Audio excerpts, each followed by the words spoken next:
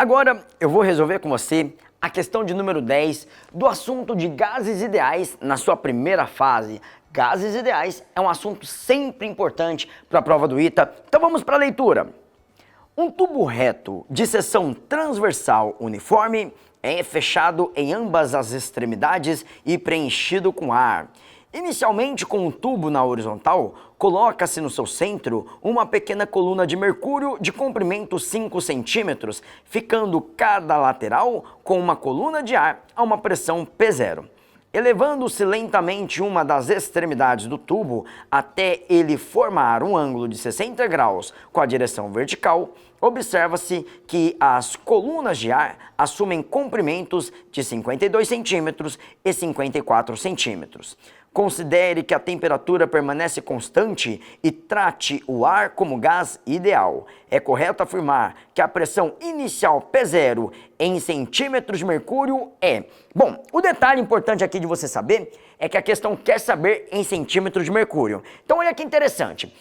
A gente tinha uma situação inicial, aqui está o nosso tubo na direção horizontal, deste lado esquerdo e deste lado direito existe um gás ideal, que é o ar, a gente vai lidar ele como um gás ideal.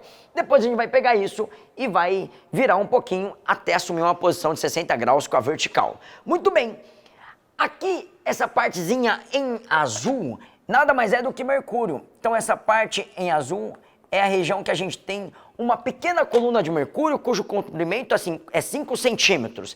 E eu vou chamar esse comprimento de H, você vai ver que esse H vai fazer alusão com a parte da hidrostática. E aí fica mais fácil da gente entender como que a gente vai dar a nossa resposta final, já que o exercício quer em centímetros de mercúrio. Muito bem, eu vou partir para a segunda figura. Na segunda figura, vamos fazer aqui o diagrama de corpo livre. Se a gente fizer o diagrama de corpo livre, as forças que importam para a gente serão: para baixo nós teremos aqui a força peso, mg. Nós teremos aqui atuando nessa parte do mercúrio uma força devido ao gás que ficou para baixo. Se eu chamar este gás de baixo de 1, esta força que ele exerce é dada pelo produto P1 vezes a área A. Lembrando que pressão é força sobre área, então a força é pressão vezes área. E aqui nós podemos dizer que vai existir a pressão devido à parte de cima, P2 vezes A. Claro, não são somente essas as forças que vão atuar aqui no nosso corpinho, no nosso mercúrio. Existe também a força de contato com o nosso cilindro. Mas eu não estou representando. Vou deixar simplesmente desse jeito, vou tomar essa liberdade, porque senão a nossa figura ficaria muito poluída. Então vou deixar assim.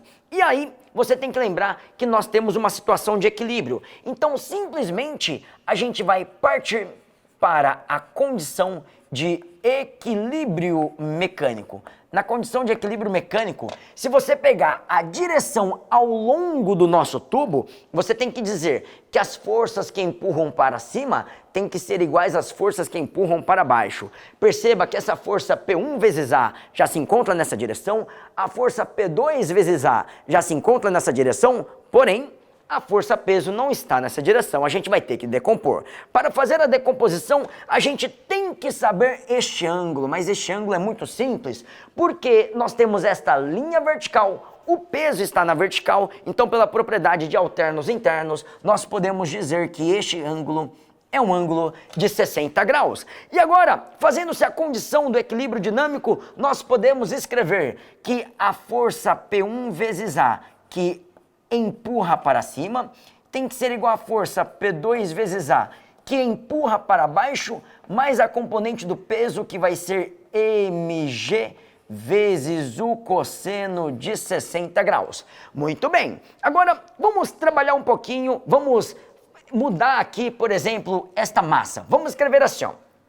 P1 vezes A é igual a P2 vezes A. Mas, agora, muita atenção. O que é esta massa? Esta massa pode ser calculada como densidade vezes o volume.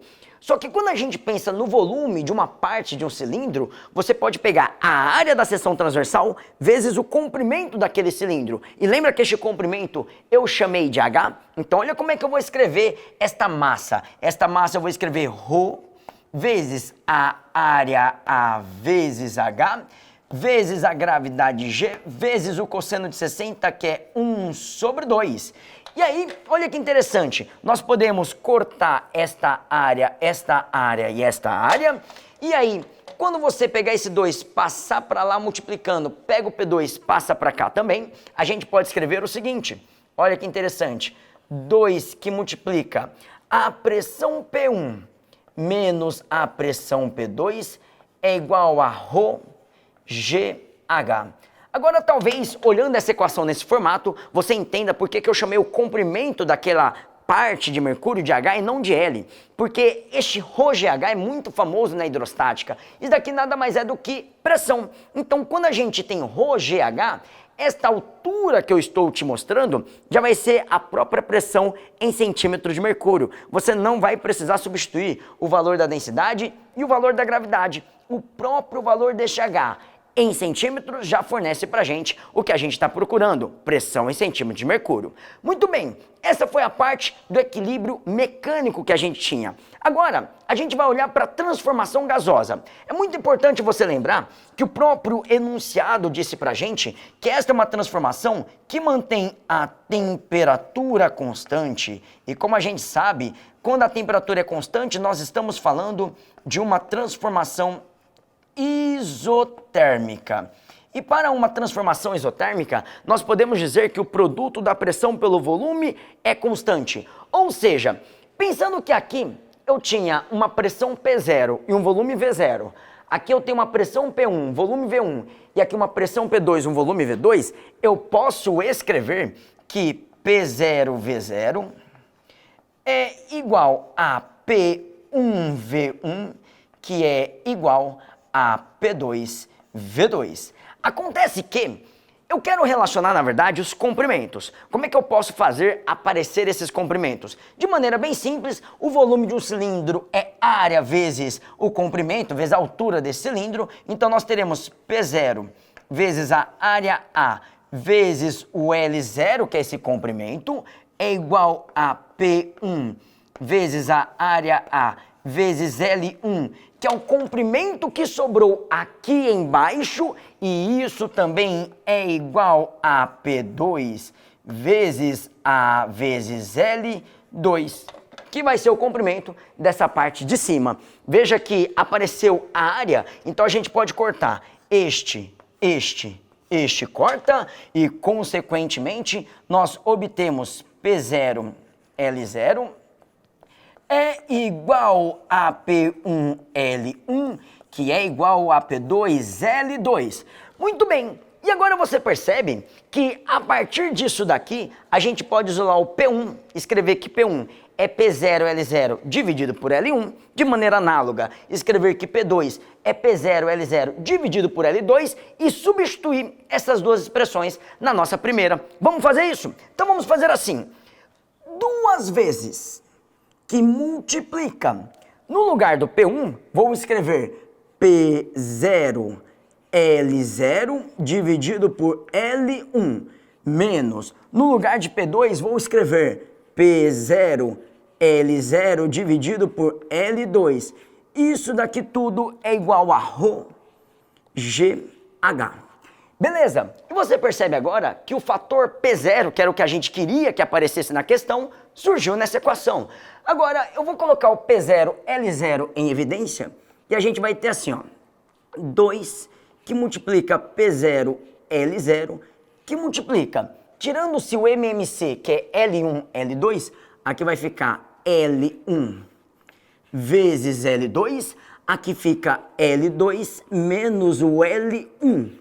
Isso daqui é igual, do lado direito, ρGH. Muito bem. Só está faltando agora a gente encontrar aquele valor de L0. Se eu souber o valor de L0, eu substituo ali e está tudo certo para a nossa resolução. Como é que a gente pode encontrar este valor de L0? Assim, ó, vou escrever, mas vamos pensar na geometria do nosso tubo. No início de tudo, eu tinha um tubo, eu tinha o comprimento total do tubo como L0 mais H mais L0. Acontece que este tubo é indeformável, ou seja, não muda de tamanho. Se ele não vai mudar de comprimento, o comprimento final tem que ser igual ao inicial. Só que o que é o comprimento final? É a parte L1 mais H mais L2. Isso quer dizer que a gente pode escrever L0 mais H mais L0 no início é igual a L1 mais H mais L2 no final. Perceba que desse jeito, este H corta com este H e, portanto, a gente obtém que 2 vezes L0 é L1 mais L2. E olha que lindo! Aqui a gente tem 2 vezes L0. No lugar daquele 2L0, eu vou substituir L1 e L2. Vamos ver como é que fica? Fica assim, ó. Vai ficar P0, que multiplica. No lugar do 2L0, vou escrever L1 mais L2.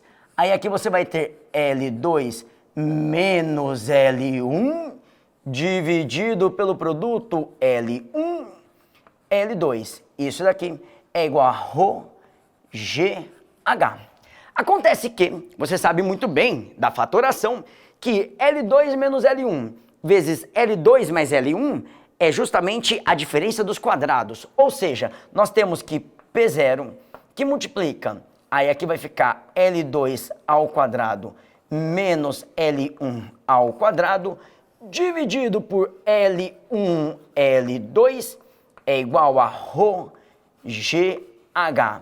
E se você agora isolar o P0, que é justamente a pergunta do exercício, nós teremos que P0 é igual a... Vai ficar assim, ó, L1, L2, dividido por L2 ao quadrado menos L1 ao quadrado, vezes ρ, vezes G, vezes H. Agora, vamos substituir os valores. Olhando aqui os valores que ele deu para a gente no enunciado, nós temos que o L1 é 52 centímetros, o L2 é 54 centímetros e a altura H é 5 centímetros. Então vai ficar assim, ó, pressão P0 é igual L1 vezes L2, então vai ficar 52 vezes 54 dividido por L2 ao quadrado, 54 ao quadrado, menos L1 ao quadrado, 52 ao quadrado, vezes, eu não vou substituir densidade e gravidade, vou simplesmente escrever ρ vezes G, porque como eu falei para você, quando você escreve desse jeito, a sua resposta já vai sair em centímetros de mercúrio, vezes o Hzinho, que é 5. E aí, ao invés de substituir isso, a gente chega, portanto, na nossa resposta já em centímetros de mercúrio e a gente encontra, portanto, que a pressão P0 é 66,2 centímetros de mercúrio. Essa, portanto, é a resposta desse nosso problema. O segredo é você não substituir o valor de ρg, porque você já chega, portanto, na nossa resposta em centímetros de mercúrio. E a alternativa correta, portanto, está na letra B. Essa daqui, portanto, é a nossa resposta. Problemaço, assunto importante para a prova do ITA Gases Ideais. Bacana? Então era isso que eu queria trabalhar com você e eu vejo você na próxima questão.